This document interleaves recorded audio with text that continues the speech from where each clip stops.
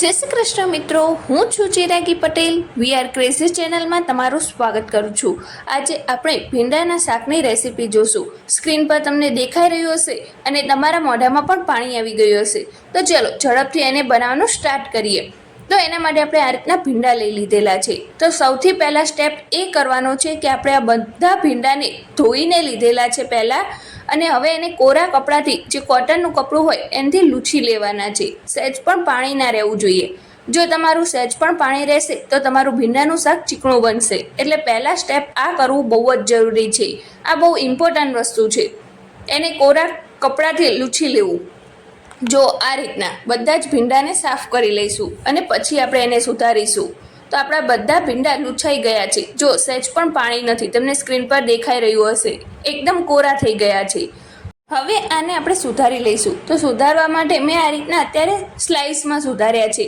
તમે સ્લાઇસમાં સુધારવા ના માંગતા હોય અને એને ગોળ સુધારવા માંગતા હોય તો પણ સુધારી શકો છો. પણ આમાં અંદર મસાલો સારો ભળે છે એટલે આપણે એને સ્લાઇસમાં સુધાર્યું છે. તો જો અને સડેલા હોય તો પણ આપણને તરત ખબર પડી જાય.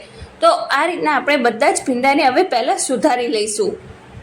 અને આ બહુ જ ચીકણા હોય છે એટલે આપણે કોટનનું કપડું સાથે રાખવાનું. એટલે જ્યારે પણ ચપ્પુ ચીકણું થાય એટલે એનાથી લૂછી લેવાનું અને સુધારતા જવાનું. તો જો આપણા બધા ભીંડા સુધારાઈને તૈયાર થઈ ગયા છે. હવે આજે આપણે એકલા જ ભીંડાનું શાક બનાવીશું. એમાં બટેકાનો ઉમેરણ નહીં કરીએ. તમારે જો બટેકું ઉમેરવું હોય તો પણ ઉમેરી શકો છો. ભીંડાના શાકને ડુંગળી સાથે પણ બનાવી શકો છો.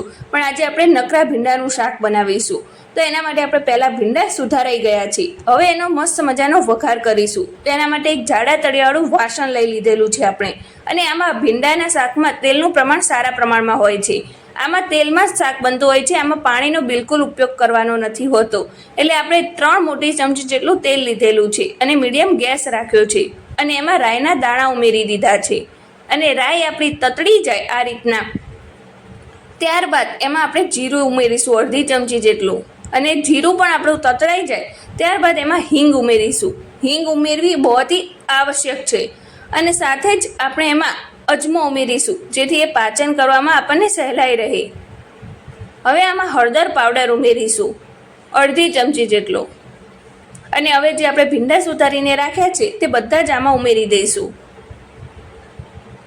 અને આ રીતના ભીંડા ઉમેરાઈ જાય બાદ આપણે એને સારી રીતે તેલ સાથે મિક્સ કરીશું અને પછી બાકીના મસાલા કરીશું. જો આ રીતના એને હળવા હાથે તેલ સાથે બધા ભીંડાને મિક્સ કરી લેવા.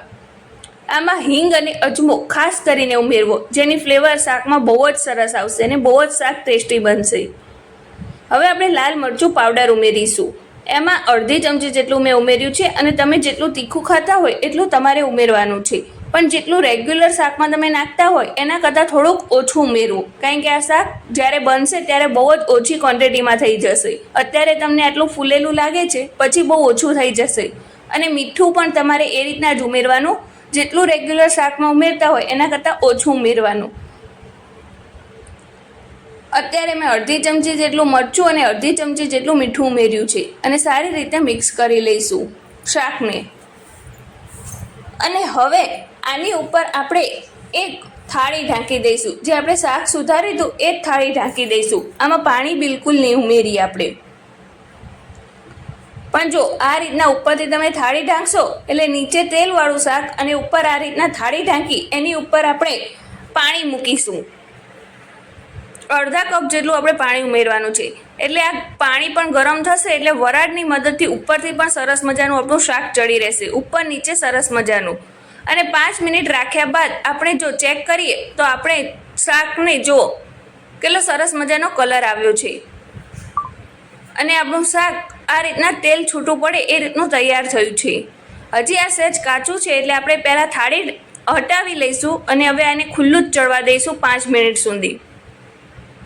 5 મિનિટ પછી આપણે જોઈએ તો જો શાકની આપણી ક્વોન્ટિટી છે એ ઓછી થઈ ગઈ છે અને આ રીતના છૂટું છૂટું શાક તૈયાર થયું છે. સહેજ પણ ચીકણું નથી બન્યું અને નીચે ચોંટ્યું પણ નથી. એ રીતનું આપણું શાક તૈયાર થઈ ગયું છે.